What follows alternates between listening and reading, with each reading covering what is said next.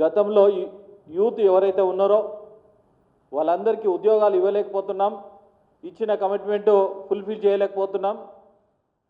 ఆ ఫుల్ఫిల్ చేయడానికి రాజీవ్ గాంధీ యువ వికాసం అని పెట్టేసి 5,000 కోట్లు బడ్జెట్ పెడతా అని చెప్పి మాట ఇచ్చి మాట తప్పిన ముఖ్యమంత్రి గారు ఈ 5 లక్షల నిరుద్యోగుల యువత ఎవరైతే ఉన్నారో ప్రతి అసెంబ్లీ కాన్స్టిట్యూన్సీ నుండి 4,000 నుంచి 5,000 మందిని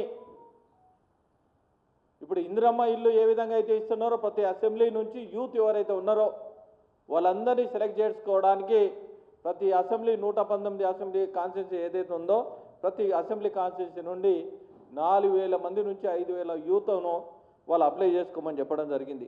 దానిలో భాగంగా వీళ్ళు ఏం చెప్పారంటే స్వయం ఉపాధి పథకం కింద సెల్ఫ్ ఎంప్లాయ్మెంట్ కింద మీరు ఏమన్నా చేసుకోండి, ప్రతి మనిషికి 50,000 నుంచి 4 లక్షల రూపాయల దాకా ఈ 6,000 కోట్లు ఏదైతే ఇస్తామో ఈ 6,000 కోట్ల నుంచి ఇస్తా అన్నారు.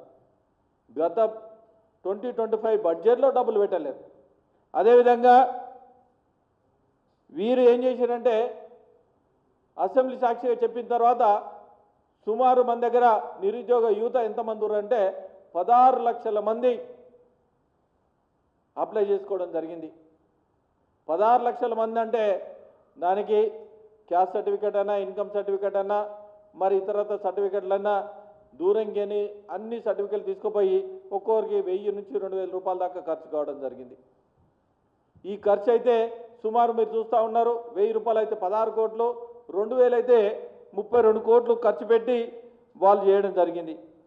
అదేవిధంగా ఇవన్నీ వచ్చిన తర్వాత ఉప ముఖ్యమంత్రి గారు ఏమన్నారంటే జూన్ 2 నుంచి 9 మధ్యలో మంజూరు పథకాలు పంపిణీ చేస్తామని చెప్పారు. ఏ ఒక్కరికైనా వచ్చినాయంటే నిరుద్యోగ యువత చూస్తూ ఉన్నారు. ఉద్యోగాల నోటిఫికేషన్ లేదు, 2 లక్షలు ఇస్తాను అసెంబ్లీ సాక్షిగా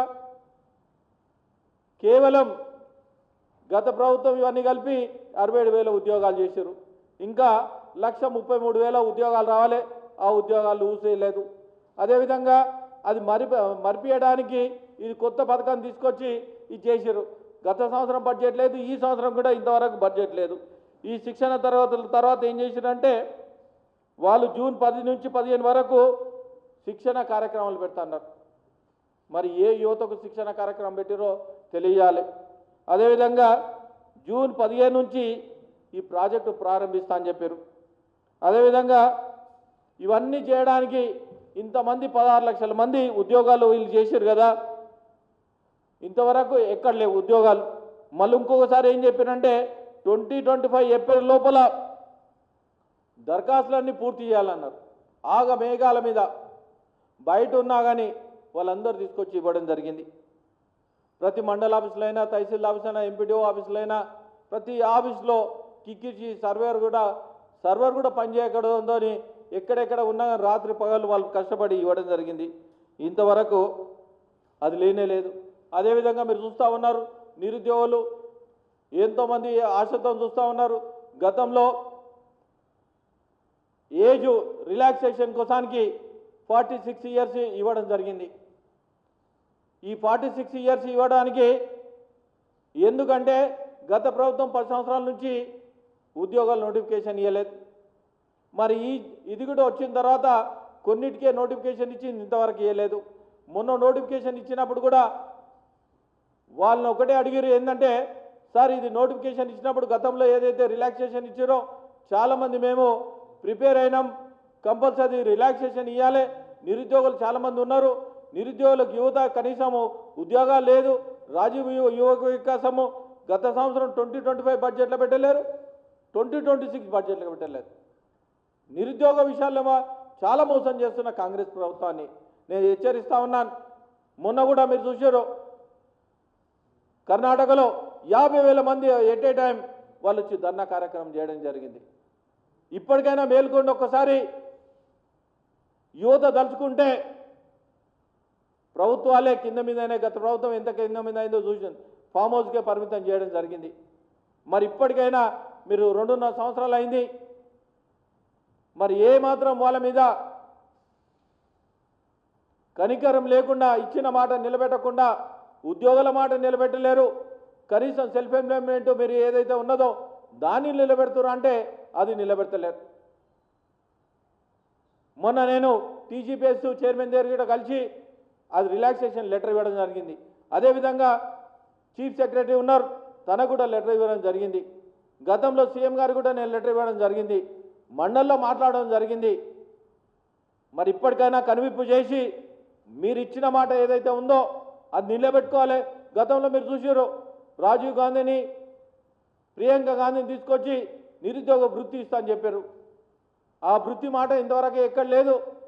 గత ప్రభుత్వం వృత్తి ఇస్తున్నారు, ఇన్ని సంవత్సరాలే, ఇన్నేళ్ళు అయింది కదా. ఆ నెల వృత్తి కనీసం ఆ వృత్తి అని ఇవ్వండి వాళ్ళకు, అది లేదు. ఉద్యోగాల మాట లేదు, సెల్ఫ్ ఎంప్లాయ్మెంట్ లేదు. అదే కేంద్ర ప్రభుత్వం మీరు చూస్తూ ఉన్నారు, ప్రధానమంత్రి ముద్రా యోజన కింద ప్రతి ఒక్కరూ వాళ్ళు ఏదైతే అమౌంట్ పెట్టుకుంటా ఉన్నారో అప్ టు 20 lakhs దాకా ఇస్తూ ఉన్నారు. కృషాల్ యోజన కింద ఇస్తూ ఉన్నారు. Prime minister employment guarantee programme కింద చేస్తూ ఉన్నారు. అదేవిధంగా మై భారత్ దానిలో కూడా యూత్లో చేస్తూ ఉన్నారు. ఒక్కసారి స్కిల్ డెవలప్మెంట్ కార్యక్రమాలు కూడా కేంద్ర ప్రభుత్వం చేస్తూ ఉన్నది.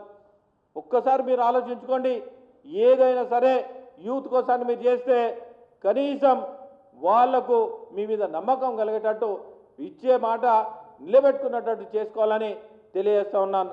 అదేవిధంగా ఇంకొక మాట చెప్తా ఉన్నాను, అవుట్సోర్సింగ్ ఎంప్లాయీస్ ఏదైతే ఉన్నారో, అవుట్సోర్సింగ్ పక్క రాష్ట్రం ఏదైతే పక్క రాష్ట్రము అవుట్సోర్సింగ్ ఎంప్లాయీను కార్పొరేషన్ చేయబడ్డది. వాళ్ళకి 8,000 రూపాయలు లాస్ అవుతుంది. ఇచ్చిన అమౌంట్ కూడా 8,000 రూపాయలు లాస్ అవుతుంది. దాన్ని కార్పొరేషన్ చేయాలని కూడా భారతీయ జనతా పార్టీ తరఫు నుండి డిమాండ్ చేస్తున్నాను. ఎందుకంటే 5,20,000 మంది దాని మీద డిపెండ్ అయి ఉన్నారు. చాలామంది ఉద్యోగాలు చేస్తూ ఉంటే కనీసం వాళ్ళ ఆఫీసర్లకు నచ్చకపోతే ఇమీడియట్లీ తీసేస్తూ ఉన్నారు. కొంతమందికి అయితే ఈఎస్ఐ పేమెంట్ కడతలేరు, కొంతమందికి అయితే 3 నెలలు 6 నెలలు సాలరీస్ ఇస్తలేరు. అదే వాటర్ వర్క్స్ డిపార్ట్మెంట్ తీసుకుంటే కనీసం 9 నెలల నుంచి ఇంతవరకు సాలరీస్ ఇస్తలేరు. ఇంకో కొన్ని డిపార్ట్మెంట్లు అయితే 3 నెలల నుంచి సాలరీస్ ఇస్తలేరు. వీళ్ళు ఇచ్చిన సాలరీ ఏదైతే 21,000 అమౌంట్ ఇస్తే కనీసం వాళ్ళకి చేతికి అమౌంట్ 13,000 వస్తూ ఉన్నది. మరి 8,000 రూపాయలు బొక్క అవుతున్నాయి. 8,000 రూపాయలు బొక్క అయితే కనీసం 5,20,000 మందికి ప్రతి నెల 400 కోట్ల కుంభకోణం జరుగుతూ ఉన్నది. సంవత్సరం విషయం తీసుకుంటే 5,000 కోట్ల కుంభకోణం జరుగుతూ ఉన్నది. కనీసం వీళ్ళని రెగ్యులైజ్ చేస్తారా అంటే వీళ్ళని రెగ్యులైజ్ లేదు. ప్రతి ఒక్కరిని ఆశ చూపించి చేస్తూ ఉన్నది. వీళ్ళ పని చేస్తలేదు, నిరుద్యోగుల పని చేస్తలేదు. భారతీయ జనతా పార్టీ డిమాండ్ చేస్తూ ఉన్నాను, వాళ్ళను కార్పొరేషన్ చేయాలని డిమాండ్ చేస్తూ ఉన్నాను. మీరు ఇచ్చిన మాట ఏదైతే ఉద్యోగాల మాట ఏదైతే నిరుద్యోగులు ఉందో అది ఇంప్లిమెంటేషన్ చేయాలని డిమాండ్ చేస్తూ ఉన్నాను. నిరుద్యోగ యువత మీరు పెట్టిన దానికే 16 లక్షల మంది అప్లికేషన్ చేసుకోమని. మరి ఎంత యువత ఖాళీ ఉన్నదో దీన్ని బట్టి ఆలోచించుకొని ఇచ్చిన మాట నిలబెట్టుకోవాలని భారతీయ జనతా పార్టీ తరఫున డిమాండ్ చేస్తా ఉన్నాం.